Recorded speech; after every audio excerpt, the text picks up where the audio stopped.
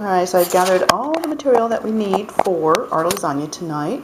And when I was looking through my cupboard, I found that I didn't have garlic. I thought I did, but luckily I have minced garlic that's dried. I have onions, I have tomato sauce, I have diced tomatoes, lasagna noodles, I have parsley flakes, I have basil, I have cottage cheese, salt, ground beef, and I also have mozzarella here. So what I'm going to do is put all this together in a reasonable order and start cooking it. I'm going to start with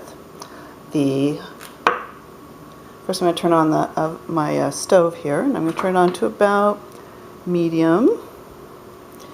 And then I'm going to put in some onions, just right in there. Some people say you got to put oil or something in there first, but you know, I don't. I just stick my onions in there. By the time I get done and it starts to heat up, what happens is I'll put the hamburger on top of it, and the oil from the hamburger, or the fat from the hamburger, will just go down and help cook the onions. Then I have my dried garlic. I'm just going to go ahead and stick that right in there. And the next thing I'm going to do is stick in my ground beef. Now what I'm going to do is just mix it up. I'm just going to break it up with my hands over the top of that. Just break that up till all that's in there. And then I'm just going to cook all of this for probably about 5 minutes until the hamburger's nice and brown. I'll stir it occasionally. Oops, sorry. I'll stir it occasionally. Oh, salt and pepper. I'll put a little bit of salt and pepper on that. And then after it has browned, I will a little bit of salt. After it's browned, I'll drain all the grease off of it, and then we'll go on to the next step.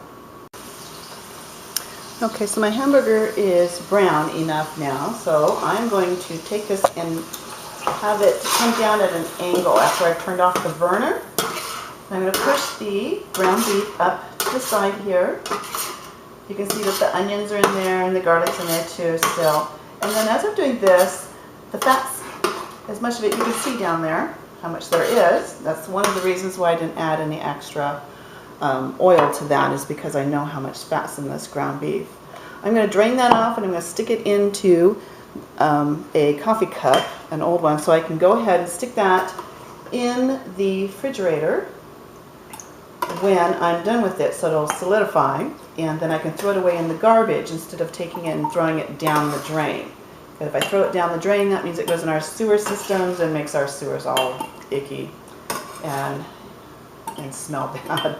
So we're just going to go ahead and throw that away in the garbage instead. Now you can see that that's pretty much taken away and looks pretty good. Now what I'm going to do is add all the rest of my ingredients. I'm going to start with the canned or diced tomatoes. Just add those in there.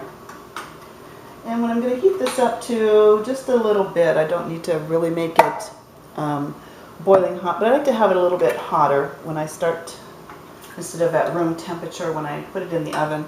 That way it'll cook a little bit faster. So this is the tomato sauce. I'm going to stick all that in there. Now as you can see, I'm making a large batch because my family likes to eat the leftovers on this. So put that right there. And then I'm going to take, you can probably hear the water going there. I'm going to take a little bit of water, and I'm going to rinse out this pan, or that cup, and put it in, that can. Put it into this one, swish it around a little bit, and put it into this one, swish it around. That way I can get all that extra leftover tomato sauce and tomato bits that were in the bottom of the pan.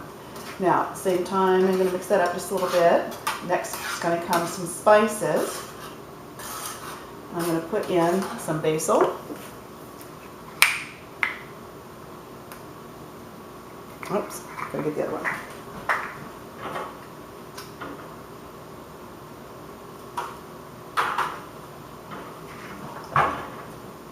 Okay, I'm going to go ahead and put in some basil. Scrunch it up between my fingers and sprinkle it on. I usually do about 1 or 2 pinches. Now I didn't buy the fresh stuff, so I have the browned, or not the browned, the dried. So I stick that in there. It's just as good, especially if I have a large family and can't always get the fresh stuff. Then I'm just going to put in some parsley flakes. Now if I had fresh parsley, I would stick this in at the very end, but I'm going to put that in there now. And then I'm just going to let this heat up until it boils a little bit. Okay, so the sauce has started to boil. Just came to a little bit of a simmer. I don't need to simmer this because it's going to be in the oven for about 45 minutes to an hour.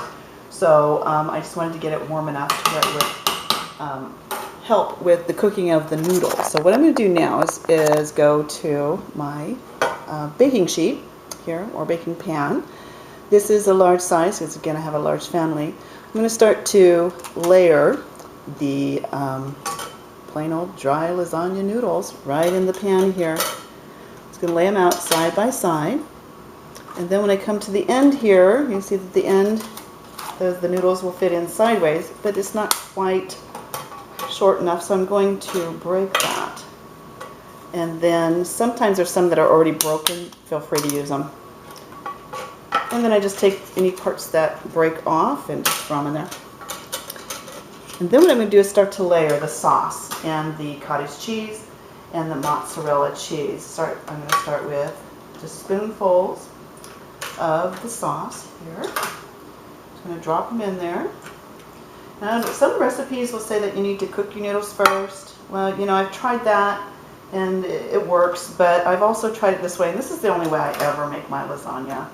But I'm not Italian either, so I don't know if that's like sacrilege or anything. But anyway, so I just put a small layer like that. I'm going to shake the pan a little bit to sink that down. And then I'm going to start to put little dollops of cottage cheese. Now, some people use ricotta, and that's fine if you want to use ricotta. I personally like the taste of cottage cheese better, and that's okay. I can do that. I'm going to put glops of cottage cheese like that, and then I'm going to put pieces of mozzarella in between them. Make a bigger piece than that. Just whatever looks good. Okay, and then I'm going to layer.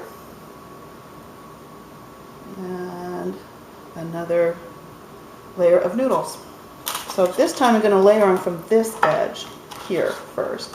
I'm going to push those down, just like that, and push them down. And then when I get to this end, I'm going to lay these sideways here. Another broken one, there's not, so I'll have to break one. But here, oh, that one looks like it, nope, it's not going to fit, so I'm going to break that. Put that noodle in there, and just stick that just like this.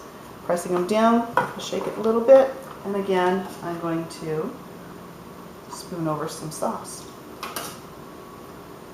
I'm going to continue to do this until all of my noodles are gone, or until my sauce is gone, but I want to end with a layer of just sauce. I want to make sure that there's enough for me to do that.